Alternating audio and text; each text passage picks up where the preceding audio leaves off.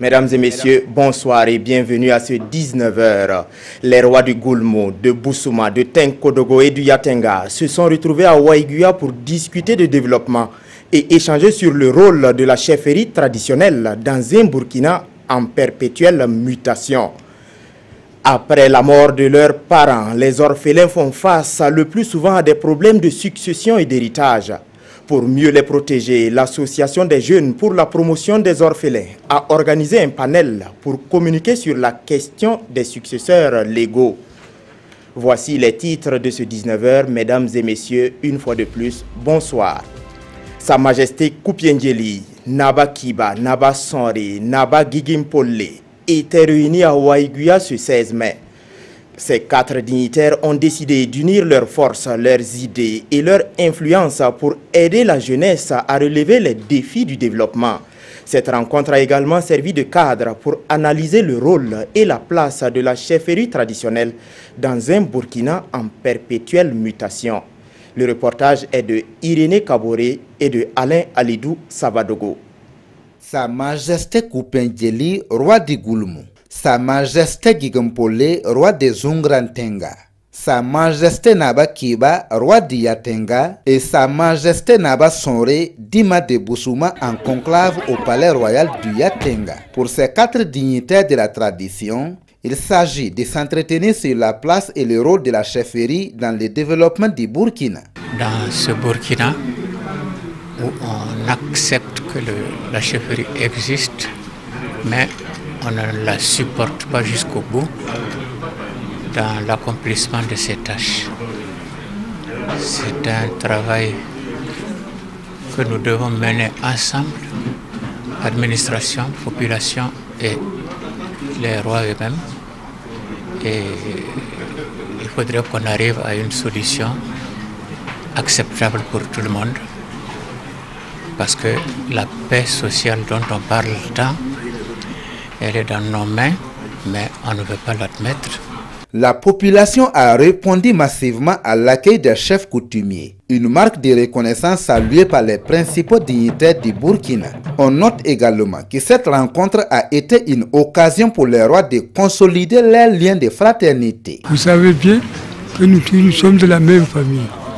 Et cette réunion, c'est la deuxième fois. Ça a commencé à Fada.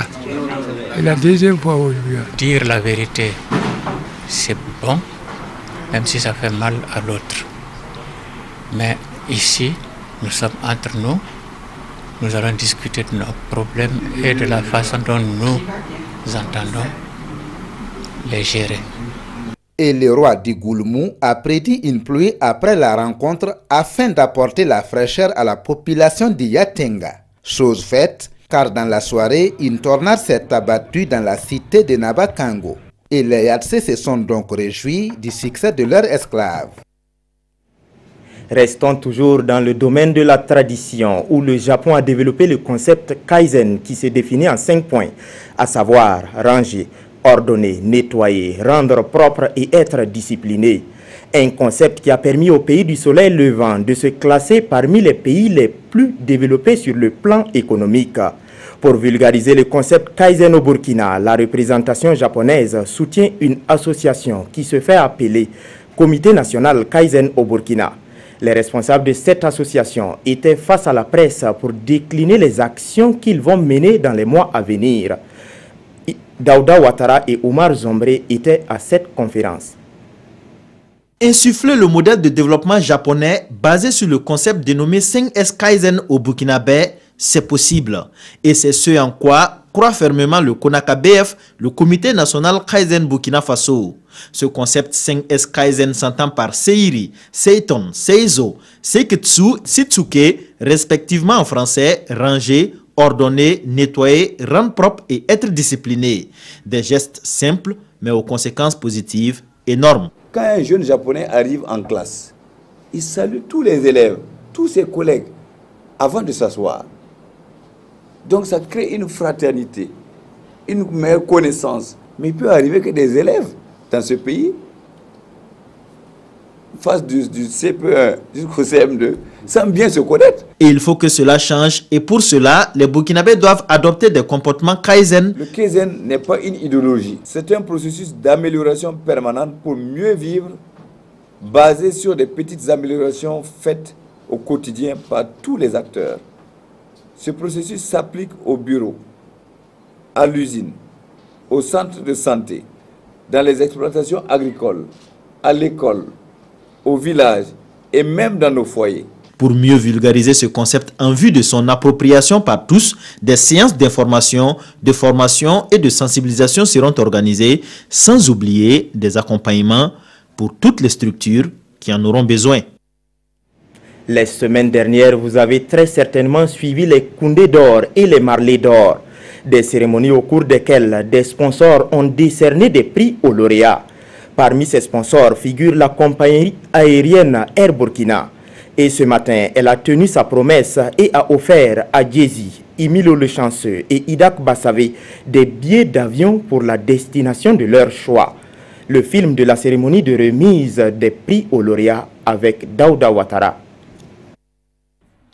Les lauréats des Koundé et des Marley d'or reçoivent leur prix promis par Air Burkina. Sponsor et partenaire de la culture, la compagnie de transport aérien burkinabé respecte ainsi son engagement. Djezi Kankele, Marley d'or 2017, reçoit un billet d'avion classe affaires plus un kit Air Burkina. Emilio Le Chanceux, Koundé d'or, Koundé de l'artiste le plus joué en discothèque et Koundé du meilleur clip vidéo, reçoit un billet d'avion classe affaires et un kit Air Burkina. Idak Bassavé, Koundé du meilleur artiste féminin, reçoit ici un billet d'avion classe éco plus un kit Air Burkina. Air Burkina avait tenu lors des Koundé à offrir des billets aux lauréats de Koundé et également un billet au niveau du Marley d'or, c'est ce que nous venons de faire ce matin. Nous sommes partenaires de Koundé parce que toute organisation qui essaie de promouvoir la culture au niveau du Burkina Faso, nous sommes partants, comme je vous l'ai dit tout de suite. Une nation qui n'a pas de culture, c'est comme un arbre qui n'a pas de racines. Et donc pour nous, il est important, en tant que compagnie nationale, d'accompagner tout ce qui est culture et qui peut faire la promotion de la culture au niveau du Burkina et en général au niveau de l'Afrique. Depuis 2016, ce sont environ 150 millions de francs CFA qui ont été investis en sponsoring par Air Burkina, une compagnie désormais sous contrôle de l'État burkinabé. Parlons à présent du problème de droit de succession que rencontrent beaucoup d'orphelins. Après le décès de leurs parents, ils se retrouvent souvent démunis de tout. Pour mettre fin à cette injustice, l'Association des jeunes pour la promotion des orphelins mène une série d'activités, au nombre desquelles figure un panel qui a été organisé sur la question des héritages et des bénéficiaires légaux. Le compte rendu de cette conférence de presse avec Konsoun Koulibaly et Nyaki Teda. L'AJIPO, l'Association des jeunes pour la promotion des orphelins, invite à la réflexion sur les questions de succession. En Afrique, et particulièrement au Burkina Faso, la question sur l'héritage est relativement sensible. À qui revient des droits telle ou telle chose, après le décès d'un tel ou d'une telle, la question pose problème. Étant sur le terrain, nous avons constaté qu'il y a énormément de victimes, notamment dans le milieu des femmes et des enfants. Après le décès, les premières victimes, c'est la femme et l'enfant. Donc pour nous, ce panel se veut en tout cas un plaidoyer dont les conclusions seront en tout cas transmises aux autorités. L'ignorance des législations en vigueur sur la question serait la principale source de conflit entre ayants droit. Il y en a qui pensent qu'il n'existe pas une réglementation en matière de partage de l'héritage ou qui pensent que la réglementation qui prévaut, c'est les règles coutumières ou religieuses. Mais quand il y a un conflit, quand il y a une personne, la veuve par exemple, ou bien l'orphelin, qui se sent brimé par le partage opéré hors la loi, en ce moment, la personne peut se référer à la loi, peut saisir la justice qui en ce moment va se référer aux dispositions légales pour procéder au partage.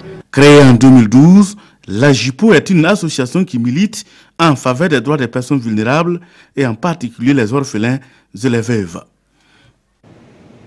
La deuxième édition du Festival des Arts Populaires de Bondokui s'est tenue du 11 au 13 mai dernier. Le festival a été marqué par des expositions d'objets anciens, des conférences sur les potentialités des sites touristiques de la province du Moun, de même que des concours de slam et de contes dans les langues nationales. Les grands traits de ce festival vous est conté par Lassina Ouattara et Karim Ouedraogo. Le FESTAP, le Festival des Arts Populaires de Bondokui, veut faire revivre la culture et offrir un tremplin aux artistes de la localité. À travers la deuxième édition, l'association Timbouani appelle les jeunes à la sauvegarde de leur patrimoine culturel. Plein de valeurs sont en perdition du fait qu'elles ne sont pas perpétuées.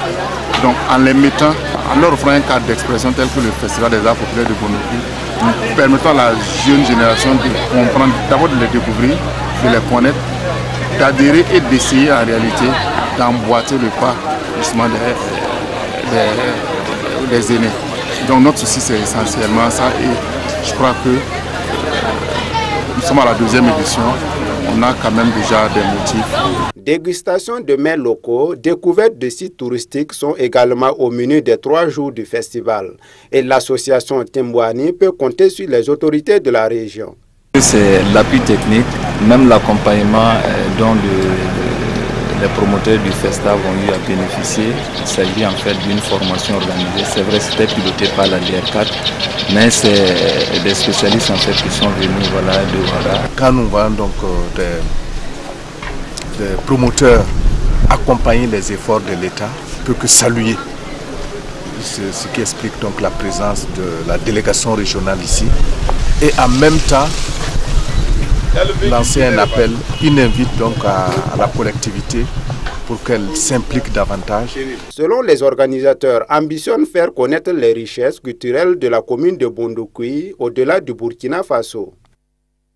Restons toujours dans le domaine de la culture pour présenter le 5e album de l'artiste Rovan.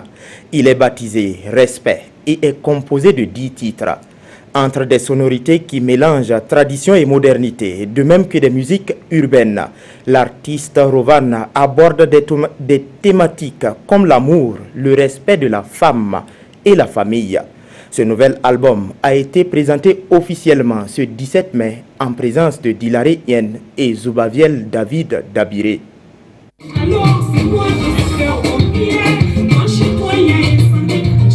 En attendant, c'est le titre phare du nouvel album de Mama Rovan. Intitulé Respect, cet album est un mélange de musique traduite moderne et urbaine. Rovan, fidèle à ses amours, reste collé à des thèmes comme l'amour, la femme et la famille. Dans l'album Respect, l'artiste picote les hommes tout en leur donnant le secret pour l'épanouissement de leurs épouses. Les gens disent que Rovan aime beaucoup titiller les hommes, mais cette fois-ci, ce n'est pas seulement les hommes. J'ai voulu titiller aussi les femmes pour les ramener un tout petit peu à l'ordre, pour leur dire que, par exemple, quand un homme marié, et surtout d'un certain âge, qui vient vers une fille d'une vingtaine d'années, c'est sûr que c'est un père de famille, c'est un homme marié. Vraiment, quel temps même tu attends? Si ça va pour être son attendant là, en attendant là, vraiment, je ne sais pas ce que tu attends. Cet album de 10 titres est chanté en français djoula et baoulé avec des titres comme Toi et moi, Stop et Égalité des chances. Il connaît la participation du reggae maker ivoirien Ismaël Isaac.